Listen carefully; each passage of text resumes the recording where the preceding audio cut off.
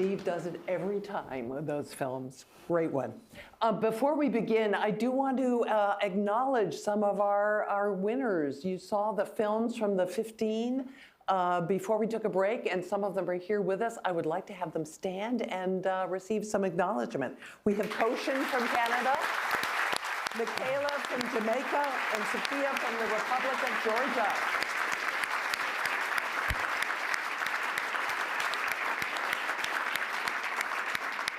Great work and inspirational to all of us. Thank you. We all dream of a VE Day, a VJ Day, only for Ukraine. It's been the thread through this entire conference. We're going to try and pull some of those threads together and also answer the questions that some of you may have that have not yet been answered. Let me introduce my wonderful panel here. Andrei Kostin is Ukraine's Prosecutor General. He is next to me. We have General Brieger, Chairman of the European Union Military Committee, and also Irina Filin, who is NATO Secretary General's Special Representative for Women, Peace, and Security. Thank you all for being here.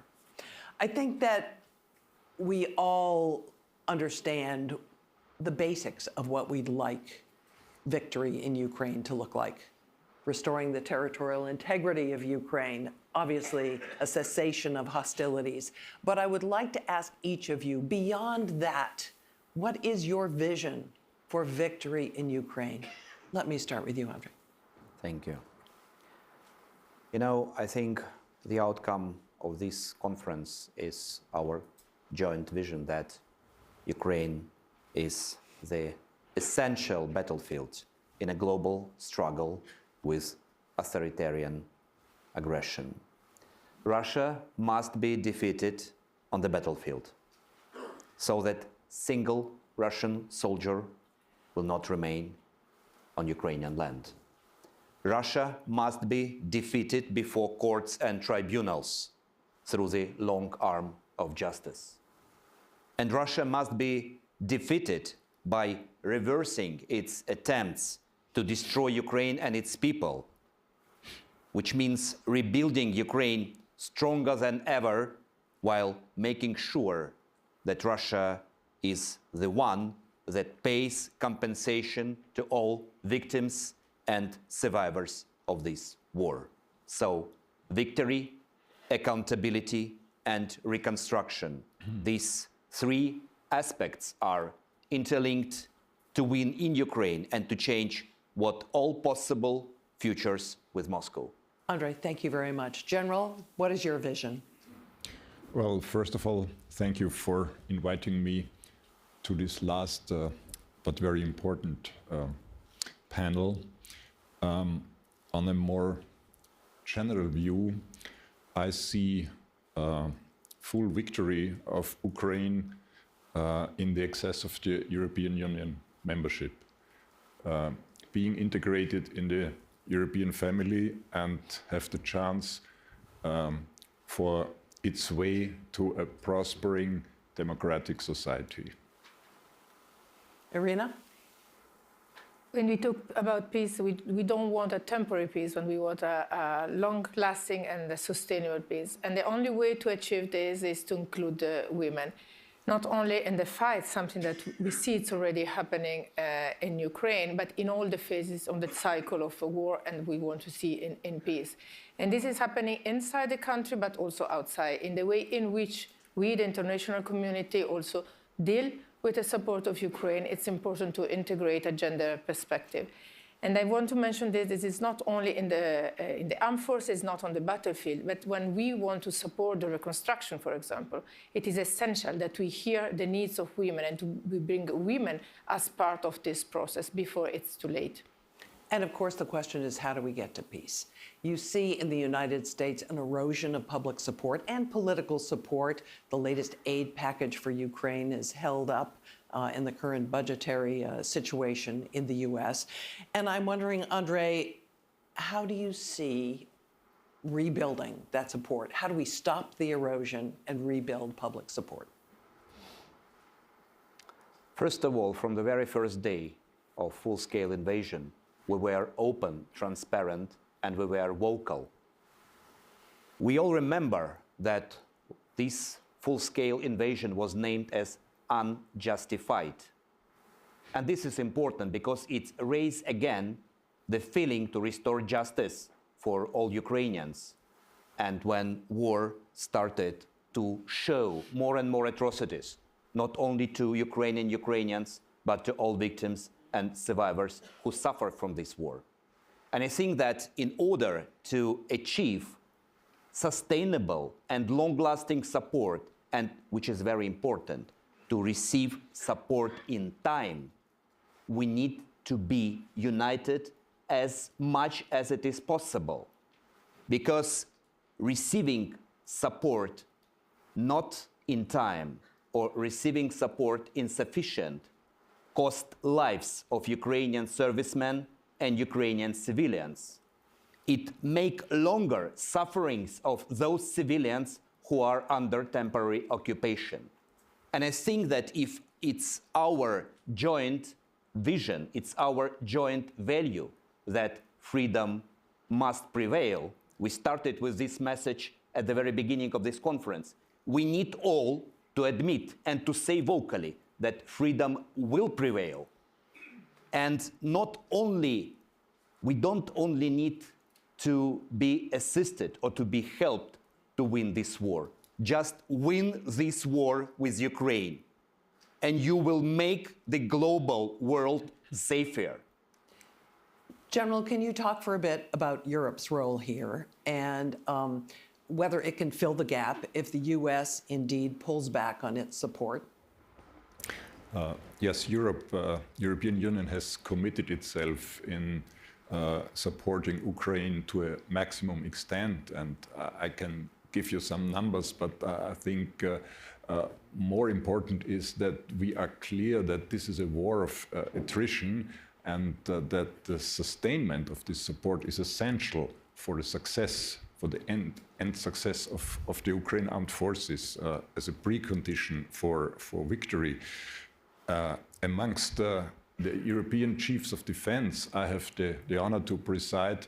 We are completely unique that our first priority is that we give the best advice possible to the politics. How can we facilitate it on a military level? But there are also other components like the industrial base, which has to ramp up its production capacity. There is the public opinion. Vis-à-vis this public opinion, we have to explain why it is worthwhile to give this support, which is costly for the European Union, but for Ukraine it costs lives. And for international community, okay, it's costly, but the alternative is to let the autocratic regime their will, and this is not an option for the free world. You mentioned industrial production. I know Europe has been trying to ramp up the production of ammunition.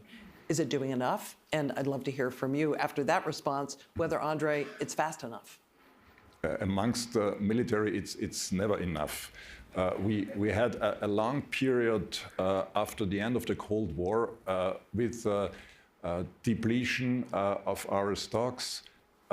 We reduced the military capacity and, in a logic context, the industrial defense capacity in Europe to a degree where we had just the basics at hand when the war started. And now we have this Zeitenwende notion that it is now immediately necessary to start a production and to initiate new means of, also give incentives for member states to ramp up the production. And we did this via the European Peace Facility, and we did it via the perspective of procuring on a cooperative basis in order to lower the costs and to speed up with the numbers. So this is a lot of measures going on. Coming to the ammunition, we have initiated a three-track approach. The ambition is to produce 1,155 artillery ammunition till spring next year. Probably we will not fully reach this ambition, but we will do our best to further ramp up the production in order to meet the demands and needs of the fighting forces in Ukraine. Coming to the question if United States weaken their support, this is a very political question. I think Europe will remain committed. Ukraine is our immediate neighbor, but we are to some extent optimistic that US society will not let Ukraine down. Are you getting the ammunition fast enough, first of all? First of all, I would say that we are optimistic too, and optimism is something which gives us energy from the very first day of full-scale invasion. Even with a US election pending? I believe that US will stand with Ukraine long-lasting, even much than we need, and we hope that not only US but Europe will stay with us until Russia will be defeated. This is important certainty that Ukrainian people need to hear from politicians in US and in Europe. And I hope that at some stage politicians will be brave enough to say this vocally to Ukrainians. While you mentioned, General, war of attrition, we haven't heard this last year. It appeared this year. It's because Russia is weaponizing time. We need to use time in our favor. Speed of life in Ukraine is several times faster than here. This is reality. And we need you to take decisions in line with speed of life in Ukraine. In this situation, we will be totally on the same page. We will be totally on the same level. And together, we will defeat Russia. But you're still waiting to hear it. You haven't heard it yet. That's why I'm here. Rise to the occasion. I know we have at least some questions in the audience here. Senator Patterson has a couple of questions for Irina in particular, I think. Could we have a mic down here? Right here in the red coat in the second row.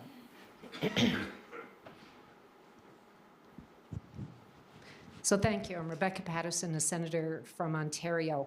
And it really is about the human cost of war in Ukraine. And I'm going to talk about gender perspectives. The one thing we know through open source is about 40,000 Ukrainian women have not just been victimized by the war, but they're standing up to fight. And as you move towards peace, there's going to be a cost of demobilization to all Ukrainians. But I'm going to focus on women and children. And so looking at us as donating nations, I'm going to have two questions. First and foremost comes with what recommendations can we get both from Ukraine on how to better support demobilization, because I am optimistic in victory, but also to focus on the portion of the population that takes a particularly heavy brunt of war. That is my first part. And then my second part goes directly to NATO. I've worked on both sides of NATO.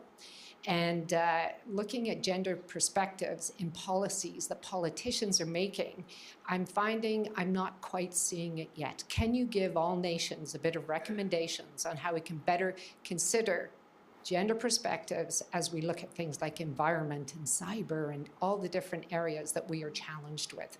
Thank you. Irina, why don't you start? Thank you very much.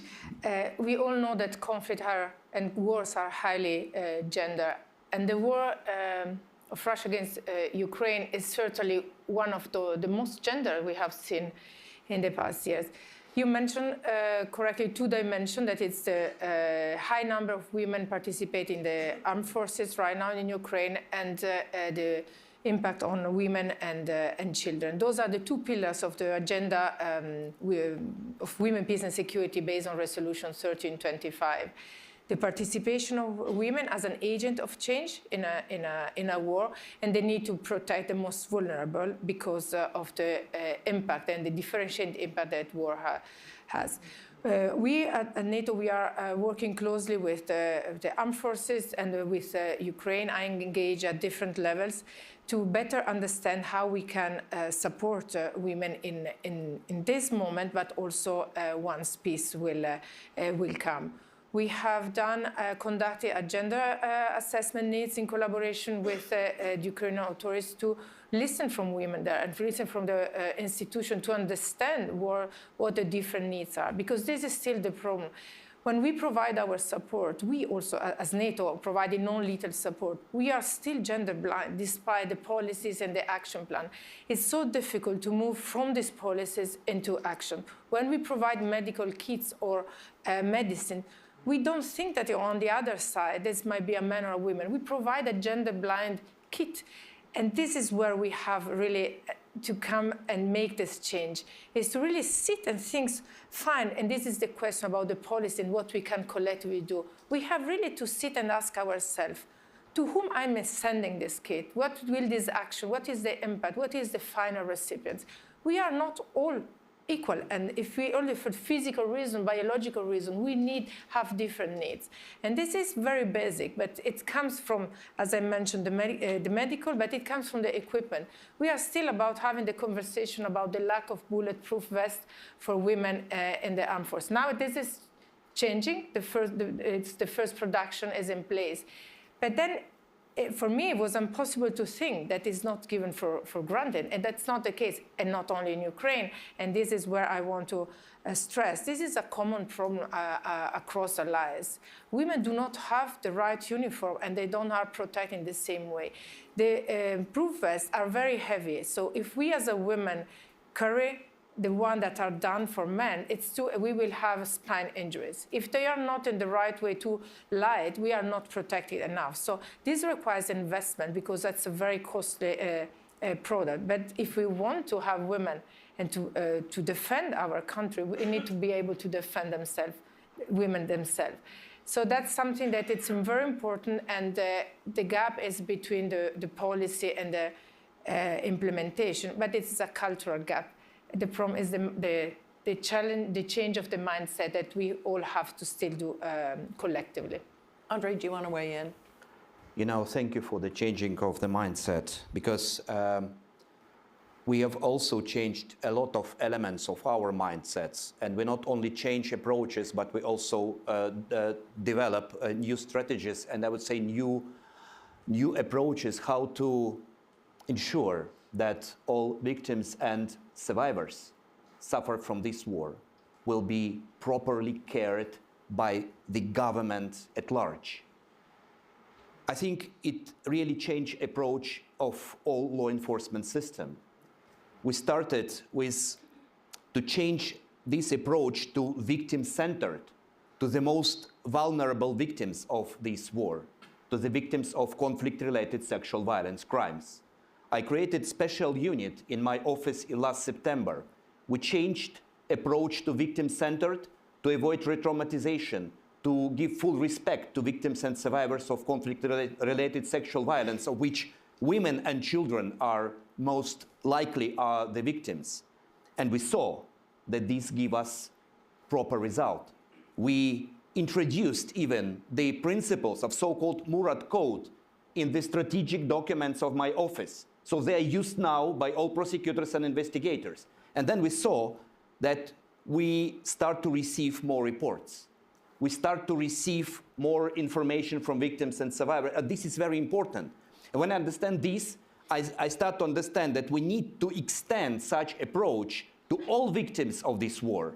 That's why I created the coordination center to work with victims and survivors, where specially trained professionals will deal with them, to help them to navigate in this very difficult world.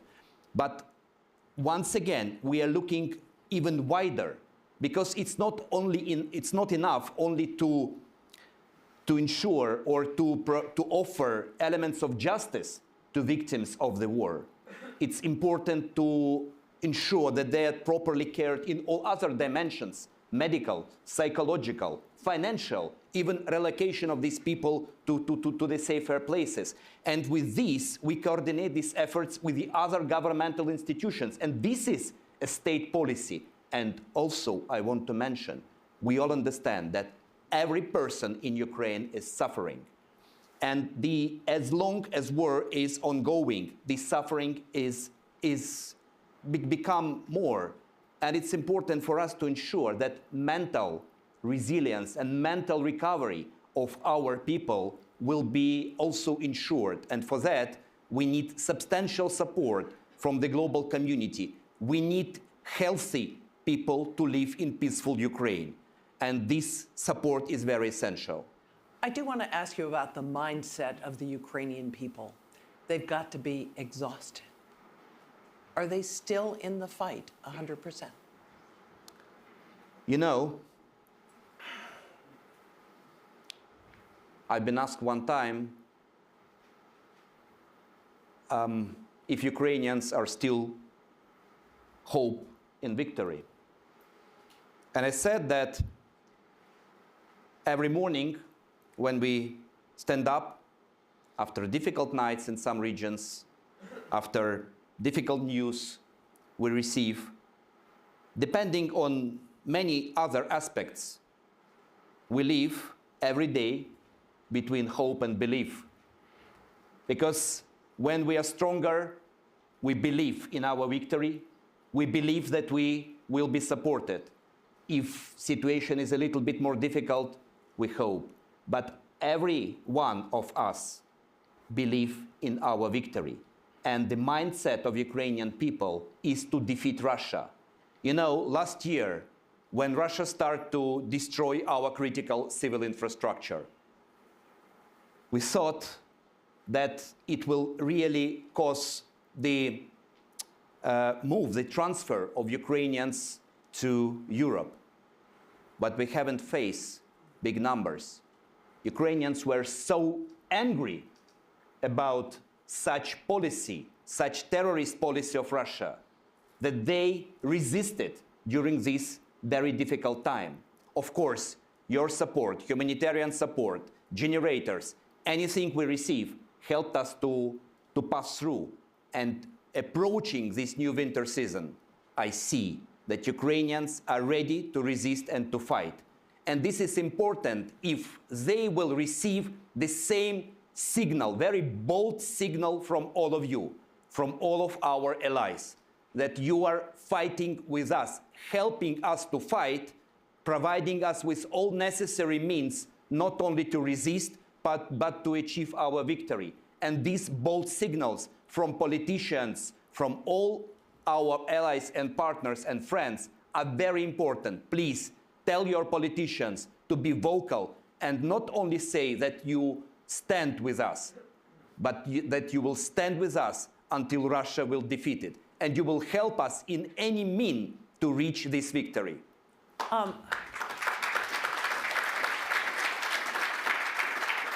So we've been discussing Ukraine for a couple of days, but I suspect that there are some big questions that some of you have that have not yet been answered. And this is your opportunity. I see someone behind the cameras here in the center of the back.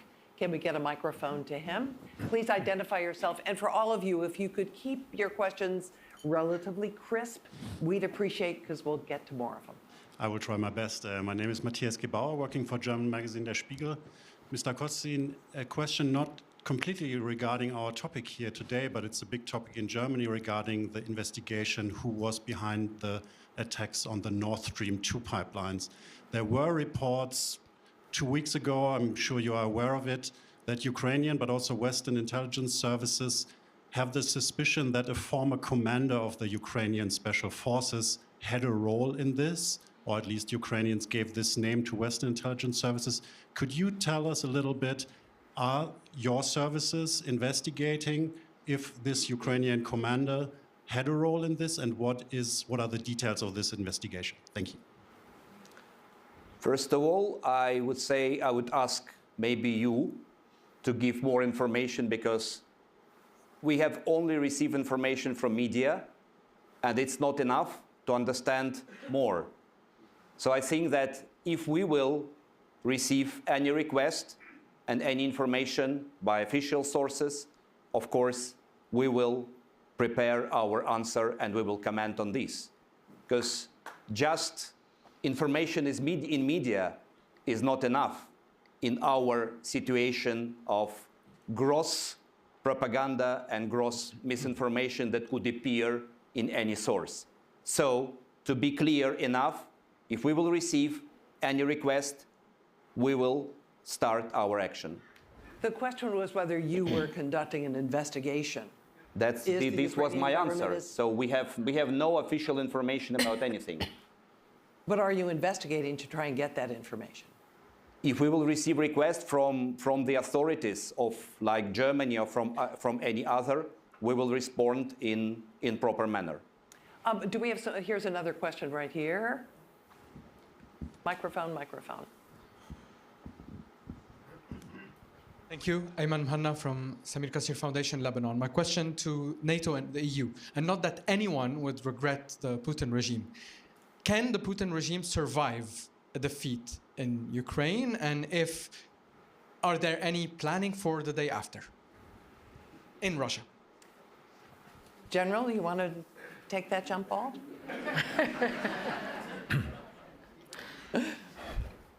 Well, it's hard for a militarian to comment on the chance of an authoritarian regime to survive. I consume the open resources, and my impression is that despite this Wagner incident last summer, the regime is stable. I think we all are unique that we wish a regime change in order to give Russian public, Russian society the chance for their way in a democratic future. And I think we should, on the political level, but also in the public, we should precisely distinct between Putin and his immediate leadership and Russian society, which is suppressed very intensively by the regime. All the opponents are either dead or in jail, so it's not easy to be opposition in Russia. And in the meantime, he's increasing his military budget and spending even more to prosecute the war in Ukraine, correct? Right. Yes, Russia has an enormous potential to ramp up production capacity, and they proved it during World War II. This is a big economy, probably not the high-end products, but vast numbers of material and big numbers of human resources, not well trained, not very motivated, but still a factor on the battlefield. Did you want to weigh in from the NATO perspective at all, Irina? It's difficult to look at the future and to see. So what we do is to work on the current scenarios and all the possible, or even in the case that, the regime will remain after the victory of Ukraine, to see how to keep our relationship or lack of relationship with Russia. So I think that we have to keep all the possibilities open to be realistic. We do have a question down here in the front. Microphone right here. General, in your first answer at this panel, you said that you would like to see Ukraine integrated in European Union. You omitted NATO. And I want to make sure that, we have a clarity of perception. Because the way I see it, NATO was built in 1949 with one purpose only, to save Europe from Russian aggression. Okay, at that time it was River Rhine, a potential battlefield. Now it's River Dnieper. But it hasn't changed in purpose. And Ukraine is fighting the only war NATO was built for. So I want to hear whether, Ukraine's admission to NATO is still in the agenda, because I believe it belongs to NATO, de facto. And also, it's about perception. German Minister of Defense, Mr. Pistorius, once in his interview said that Europe had to be prepared for war in 2025, war in Europe. The last time I checked my map, Ukraine is Europe. So does it mean that, they still have this kind of separation between Ukraine, which is seen as part of the East, and Europe? And at what point we can see this unity in purpose? Thank you.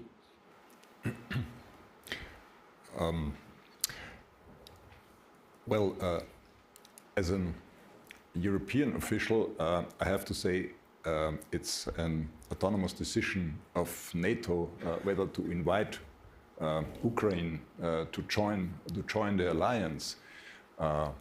From a geostrategic perspective, both organizations, NATO more militarily, but EU also, when it comes to security and resilience, are in charge of security, of European security. I would pass the question maybe to our charming NATO colleague. From the European perspective, we are looking forward to access to European Union, which also is developing a military dimension, but not overlapping with NATO. We are more looking for crisis management outside Europe. So you rightly stated that Ukraine access to the alliance would be perhaps a logic step, but it's upon the politicians and the society to facilitate such a step. I think allies have said this very clearly. The right place for Ukraine is in NATO. That has been stated and reiterated in several occasions. And the Secretary General says quite often the title of this panel: "We will stand with Ukraine as long as it takes."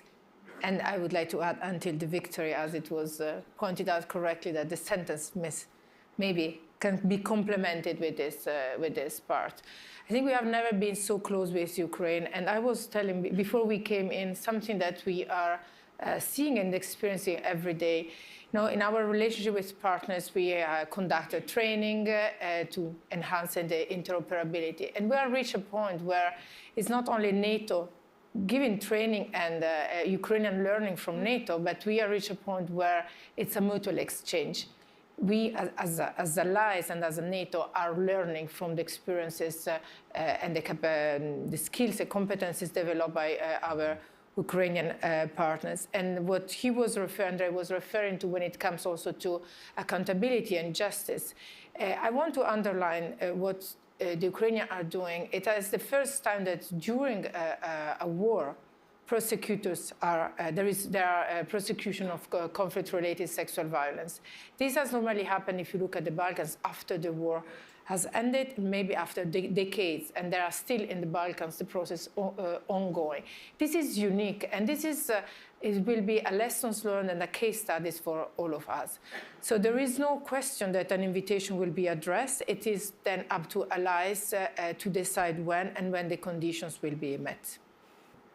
Sooner is better, from your perspective, I presume. I think as soon as possible, and sooner is better. Of course, it will be better for Ukraine and will be better to preserve peace in Europe. And thank you for mentioning our really unique experience in not only documenting war crimes, but investigating and prosecuting them in course of ongoing war. And I will also say that from the point of view of delivering justice, we really receive huge support. And it's not only support to our investigation and prosecution, but we are investigating now more than 110,000 incidents of war crimes of all of the ranges. It's our primary commitment to deliver justice to all Ukrainians. And we understand that 99+% of all war crimes will be investigated and prosecuted by ourselves. But we are supported with this by many institutions who really help train our prosecutors, share experience. And on our side, we create absolutely new techniques and new approaches, which we are ready to share worldwide. We have a unique cooperation with the, I would say, partnership, as Karim Khan usually mentioned this, with the International Criminal Court. And first arrest warrant to Putin and Lvova Belova, it was a result of our joint operation or joint action, which lasted only 5 months. And this is also a unique feature of this arrest warrant. Never before ICC reacted efficiently in such a speedy manner.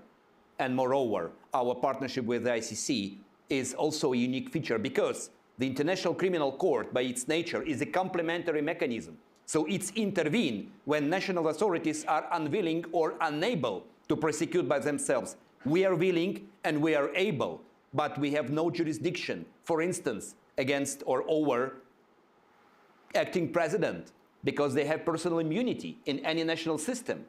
And first arrest warrant was against Putin because we cannot touch him directly in our national system. That's why the accountability for the crime of aggression is critically important. And we are the first from the Second World War to create coalition of countries who are ready to establish special tribunal to prosecute for the crime of aggression Putin and the other members of the highest military and political leadership.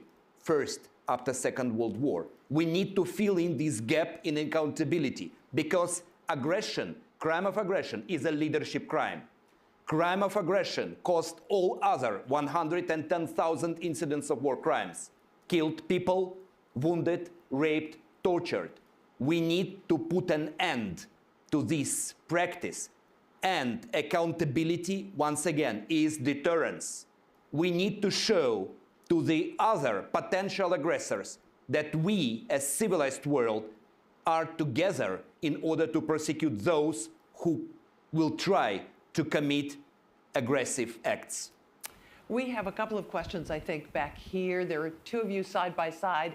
If we could pass the mic over, perhaps you could both ask your questions and then we'll get them to the panelists. Thank you very much. I'm Emma Belcher, President of Ploughshares Fund, which is a nuclear threat reduction foundation. I've got a question for the Prosecutor General. One of the reasons that the US and NATO have said that they haven't maybe earlier on moved faster or provided the kind of support that Ukraine's asked for is concern about escalation to potential nuclear use and potentially nuclear war. Putin hasn't made explicit threats as recently. And I'm wondering, do you think this is the real reason that the US and NATO haven't done more? Is there anything else going on here? And that's the first part. And then the second question is, how do people in Ukraine feel about Putin's nuclear threats? Do they take it seriously? Are there a range of views? Are people concerned? Okay, why don't you pass the mic? There we go. Thank you. I think mine might not be a question, but I make it very quick. I would like to draw the attention that Afghanistan once in the previous century has defeated Soviet Union. Please look through the history and see what works then and there and why we defeated Soviet Union in Afghanistan. There are some similarities. And second of all, in this century, US, NATO, and all their allies have been defeated in Afghanistan by the Taliban, and they left everybody behind, including the women who paid a lot of, they put their life in line. So while I wish victory for the Ukrainians, that's what I wish for my country as well, but I hope that you will be prepared and not 100% rely on the allies, because there will be a day that they will leave your country, and make sure on that day you're prepared to manage and not to experience what we have gone through as a nation. Thank you. Okay, for you, the story, the question on nuclear. I think we all understand that Russia is using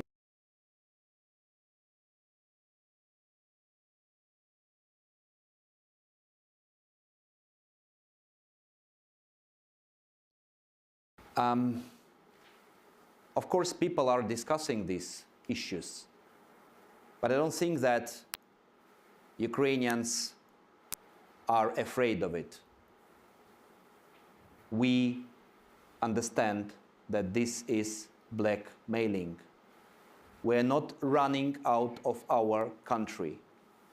Even we saw such information, such potential threats, such discussion, such news during these 20 months many times. It means that we are not afraid. And we ask all of you not to be afraid of Russian nuclear blackmail. This will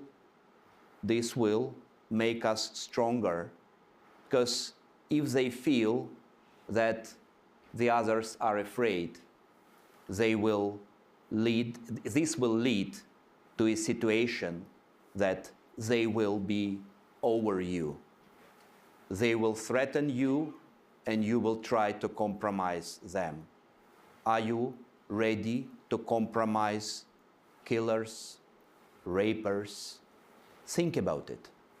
General, are you as confident that it is just rhetoric from the Russians when it comes to nuclear weapons? We share this assessment that this is some sort of information operation that we show we have the power that as a weapon of last resort we can use, let's say, tactical nuclear weapons.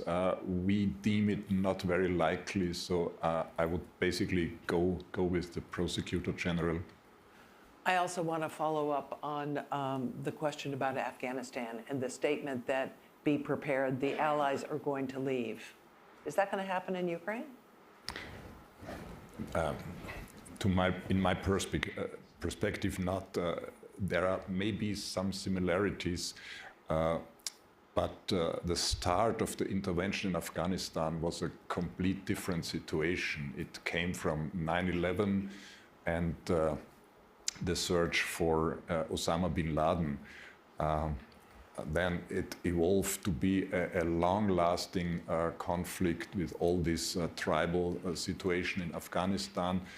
So I personally would go with the lady that we all wish a better situation and a democratic development for your country. In Ukraine, there is a democratic regime.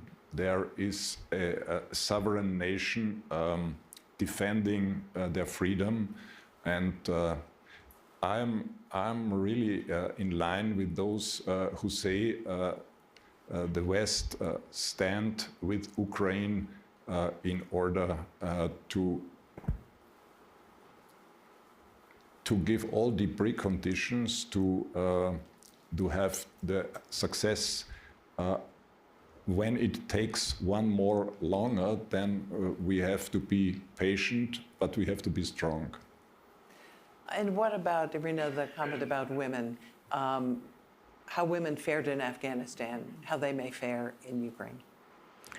I agree that it's a different situation to compare, but just let me tell you something. I hear you, and I hear the voices of Afghan women. And it's difficult from my perspective, having an official role,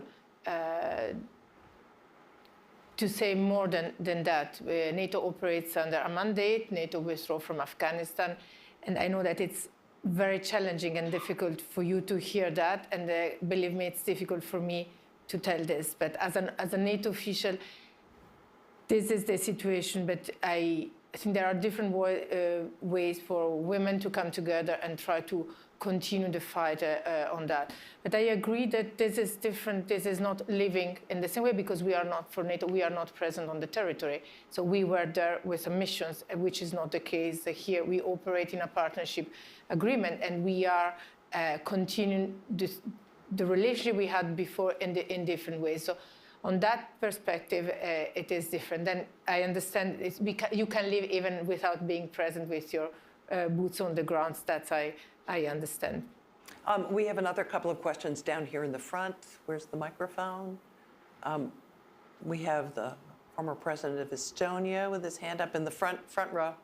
And then I would like you to pass it back. But there's the mic. There's a gentleman right behind you who will want the mic next. Quickly, I want to answer that question from a different perspective about nukes. On the first day, there was a video here which had me from when I was here in 2014 pointing out that the NPT regime is dead after the way that Ukraine was abandoned as a result of the Budapest Agreement. The West did not live up to a Budapest Agreement. Ukraine not only gave up its nukes, it also gave its long-distance bombers, and it also gave up its missiles, which are now both being used against Ukraine. Now, when you say, is there an effect? Maybe not in Ukraine, but the year of self-deterrence on the part of the United States and of NATO, saying, oh my God, we can't give them ATACMS, we can't give them this, we can't give them that. When you do give them ATACMS, you only give them the short-range ATACMS with cluster munitions, not the ones with the heavy load of TNT, which would take out the Kerch bridge. Yes, so in fact, nuclear threats have not worked on Ukraine. It has made the West wimpy. Thank you. All right. Thank you very much indeed. My name is Roderich Kiesewetter from the German Parliament. My question is to the General Prosecutor. The question of the German journalist about the pipeline infrastructure shows how effective Russian false flag operations are, and it is very much linked to the question of trust to Ukraine. How effective are these Russian operations regarding the involvement of Ukrainian oligarchs who are against the current government, the democratic government of Ukraine? Is Russia abusing it, and could you prosecute that? And to General Brieger, how unanimous is the European Union when you see the role of the Slovak Republic and Hungary? Thank you. Well, we have a couple of different questions there. I suspect you may want to respond to the President on the question of nuclear vulnerabilities. I mean, maybe the last question. As well. Go for it. I think that we all understand in Ukraine that oligarchs was the real problem of our society because of their illegal influence in many spheres. And they created the system for decades. And we, at time of war, first time in our history, started this fight against their illegal activity. Some of our oligarchs are indicted. Some of them are in Europe, and we are fighting to extradite them. One person who is treated as an oligarch by people, he is now in detention for economic charges, for money laundering. And this is our fight to make our country better, to clean it from corruption, to clean it from illegal activity of oligarchs, to clean it from organized crime. These three pillars in which we concentrate our efforts in parallel to all other work we are doing in time of war. Once again, they require substantial support from the European community. I will not mention countries who are very resistant to extradite top-level corruptioners to Ukraine. I will not name them now. But I want this to be happen because Ukrainians want justice, not only from Russia for the crimes committed by Russia against Ukraine and Ukrainians. You can't divide your demand for justice in your head. You demand justice for the war crimes from Russia, but you don't want to demand justice for something with which you are not okay in Ukraine. It's existential demand for justice. And we try to deliver this justice in time of war. And this fight, we started it, it will take time. And we need to be backed and supported in every level to clean our country from oligarchs, but for them not to appear in Europe and spoil in Western Europe, I would say, and to spoil your countries with their influence. So we need this support, and I hope it will be enhanced. Mm-hmm. General, has the West gone wimpy? The decision to support Ukraine from the very beginning was taken anonymously, as you know. So including the member states you named. And I think this sort of discussion underlines the necessity of an enhanced strategic communication, again, to explain our societies that European Union was established as a project of freedom and prosperity. Freedom and prosperity has to be defended against external threats, and security is not for free. So we should intensify this sort of communication on the political level, on the media level, because we live in a world where via social media you can pass any information. Nobody will prevent you from doing so and stating there has been an explosion, something threatening the energy supply, and so on and so forth.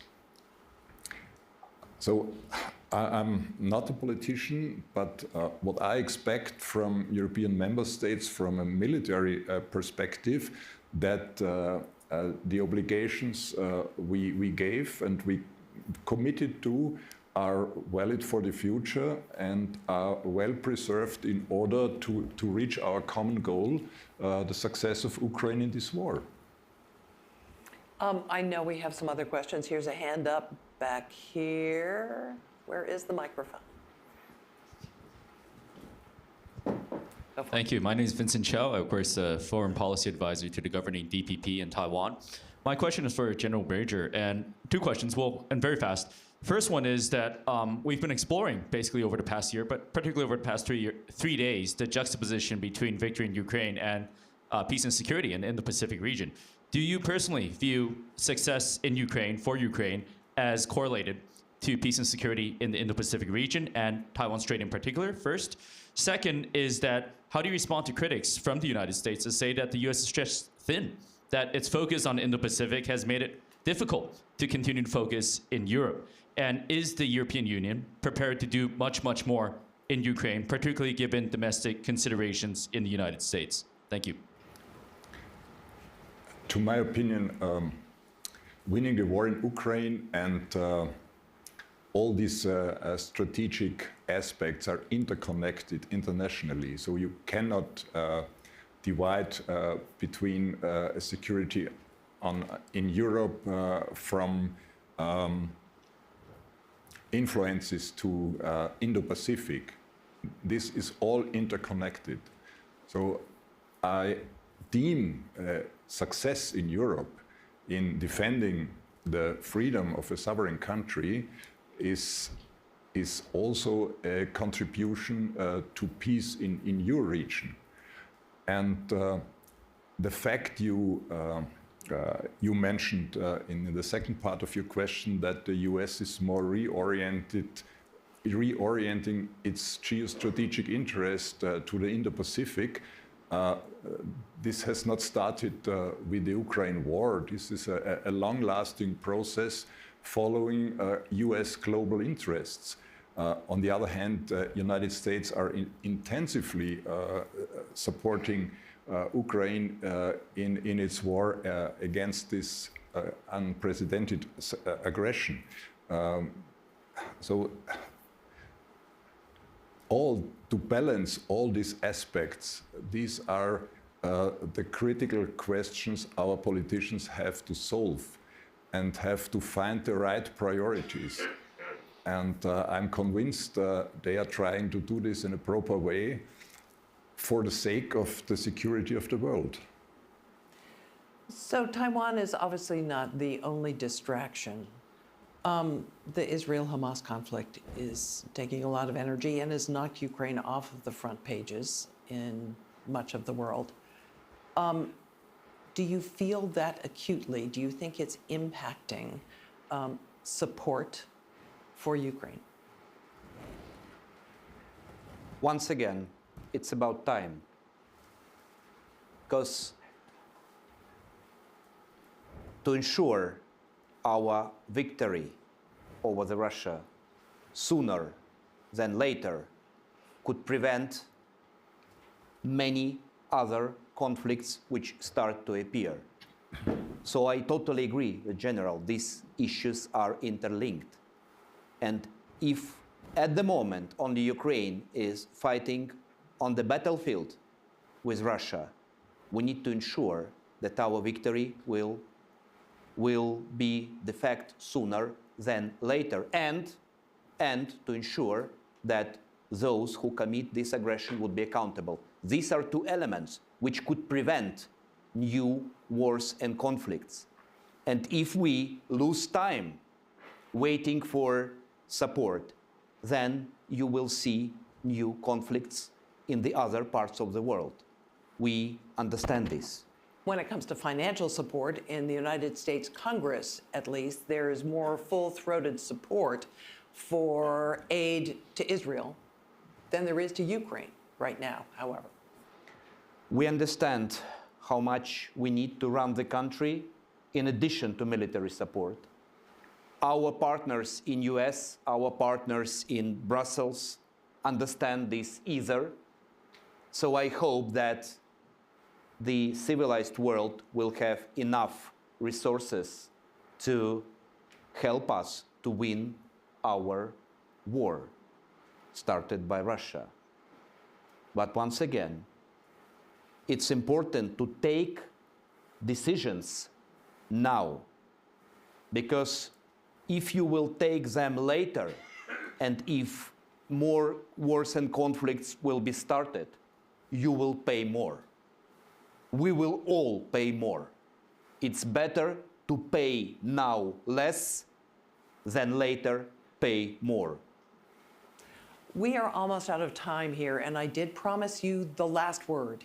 You're our Ukrainian representative on this panel. That is what this entire conference has been focused on.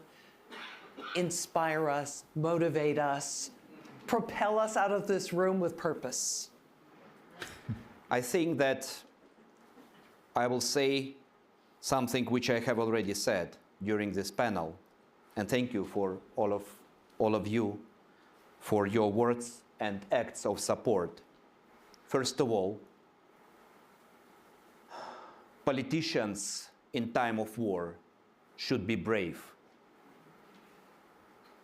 And to be brave means not only to say brave words, it means to take brave actions. If politicians will take brave actions, then we will all win. When we hear "be brave like Ukrainians," let's include in this, take brave decisions. And military, lawyers will follow such instructions from the politicians. We are all interconnected. We are all one family. We need to protect each other, and we need to win for the sake of us, our children, our grandchildren, and as a tribute to all those who passed, who were killed in all previous wars and conflicts, we need to ensure justice for the victims and survivors of this war. We need to establish, to fill in the gaps in international law and order in order to preserve long-lasting peace in Ukraine, in Europe, and beyond. We all need this. You all need this. Let's come back to your politicians and make them take brave decisions. Act for Ukraine. Help us as much as we need, and you will see results.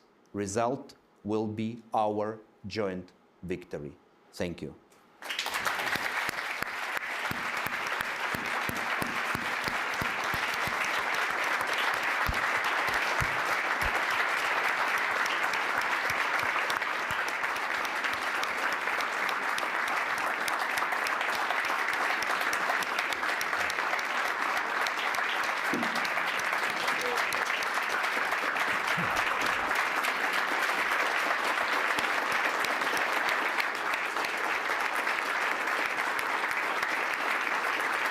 Slava Ukraini!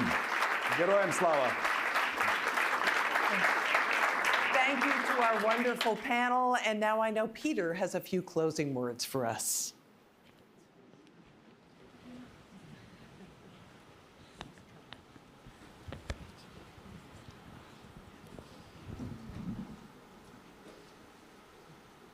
Every Ukrainian is a hero, and I thank you all for saving all of us.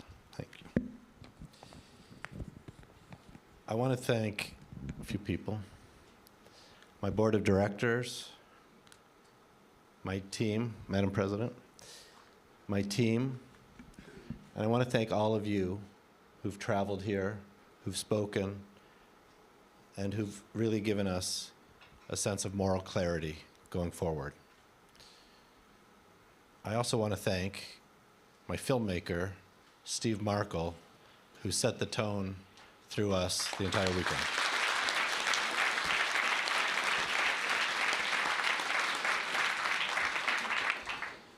This weekend was an important dose of moral clarity, and I urge all of you to carry it with you and keep it with you when you do your important work back home. We'll see you back here next November. Safe home. Thank you.